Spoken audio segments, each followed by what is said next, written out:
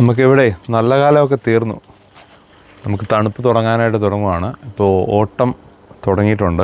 അപ്പോൾ അതുകൊണ്ട് തന്നെ നമ്മുടെ ചെടികൾക്കെല്ലാം ക്ഷീണമാണ്. ഒരു ചെറിയ മഞ്ഞപ്പൊക്കെ വന്നു തുടങ്ങി. അപ്പോൾ നമുക്ക് ഉള്ള റണ്ണർ ബീൻസ് മുഴുവൻ നമുക്ക് ഹാർവെസ്റ്റ് ചെയ്യാം. റണ്ണർ ബീൻ തോരന് വെക്കാനൊക്കെ നല്ല അടിപൊളി സാധനമാണ്. ഇത് നല്ല ഭംഗിയായിട്ട് ഇത് ഉണ്ടായി കിടക്കുന്നുണ്ട്. അപ്പോൾ നമുക്ക് 1-2 കറികൾ വെക്കാനുള്ള സാധനം കിട്ടും. ബാക്കി ഒന്നും മൂത്ത് കിട്ടാനുള്ള സമയമില്ല. ഇനിയിപ്പം ഇതെല്ലാം ഉണ്ടല്ലോ. ഇത് റണ്ണർ ബീൻ്റെ പ്രത്യേകത, ഇത് മൂത്ത് പോയാൽ ഒന്നിനും കൊള്ളത്തില്ല. നമുക്ക് 1-2 എണ്ണം വെത്തിനിട്ടിട്ട് ബാക്കി പറിച്ചെടുക്കാം.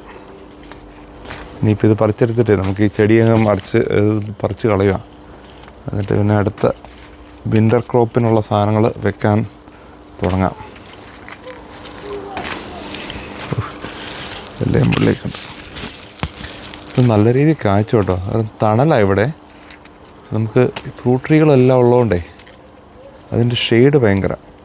എന്നാലും നോർമൽ പയർ, നമ്മുടെ നാട്ടിലെ പയറൊന്നും ഇവിടെ ഉണ്ടായില്ല. മുകളിലൊക്കെ കിടപ്പുണ്ട്. പറിച്ചേക്കാം. ഏതായാലും ഞാനിത് മൊത്തം പറിച്ച് തരുന്നത്, നിങ്ങൾ കണ്ട് ബോറടിക്കണ്ട. അപ്പോൾ ഇതാണ് റണ്ണർ ബീൻ ഉണ്ടോ. ബാക്കി കുറച്ചുകൂടെ ഉണ്ട്. ഇതെല്ലാം നമ്മൾ ഉടനെ തന്നെ ഹാർവെസ്റ്റ് ചെയ്യും. മുഴുവൻ പറിച്ച് തീർക്കുക.